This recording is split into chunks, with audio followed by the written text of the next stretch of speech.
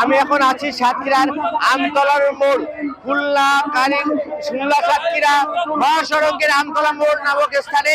এখানে বিএনপির একটি অংশ, বিএনপির মনোনীত প্রার্থী বহিষ্কৃত নেতা আব্দুর রউফের মনোনয়ন বাতিল করে আব্দুল আলিমকে মনোনয়ন দেওয়ার দাবি জানিয়ে এই সড়ক অবরোধ করে আছে।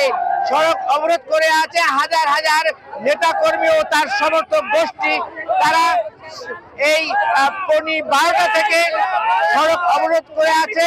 তারা এই অবস্থান কর্মসূচি চলমান থাকবে যতক্ষণ না পর্যন্ত তারা এই মনোনয়ন বাতিল করে নতুন করে পরিবর্তিত মনোনয়ন না দেবে ততক্ষণ পর্যন্ত এই আন্দোলন, এই অবস্থান কর্মসূচি অব্যাহত থাকবে বলে জানিয়েছে। আমার মনে হয় তারেক রহমান নিজেও জানেন কিনা জানি না যে উনি একজন বহিষ্কৃত নেতা। আমাদের তারেক রহমানের কাছে প্রশ্ন না, আমরা অনুরোধ করছি যে ওনাকে অব্যাহতি দিয়ে আমাদের আব্দুল আলিম চেয়ারম্যানকে নমিনেশন দেওয়া হোক। সাথে আমরা ধানের শীষের আরেকটি সিট আমরা তাকে উপহার দেব।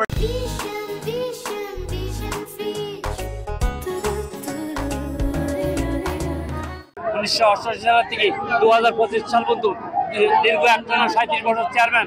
আমরা বিনীতভাবে অনুরোধ করতে চাই মাননীয় তারেক সাহেবকে, মাননীয় মির্জা ফখরুল হাসান আলমকে বিনীতভাবে আমাদের মনোনয়নপত্র আমাদের হাতে তুলে দেয়, তা না হলে আমরা রাজপথ কিন্তু ছাড়বো না। বহিষ্কৃত নেতা তাকে মনোনয়ন দেওয়া হয়েছে। আমি দীর্ঘ 31 বছর এই বাংলাদেশ জাতীয়তাবাদী দলের একজন কর্মী।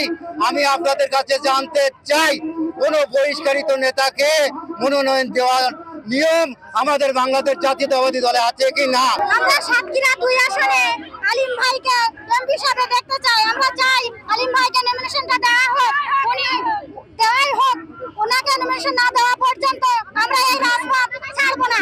সে গরিব দুঃখীর পাশে ছিল, আরো সে থাকবে।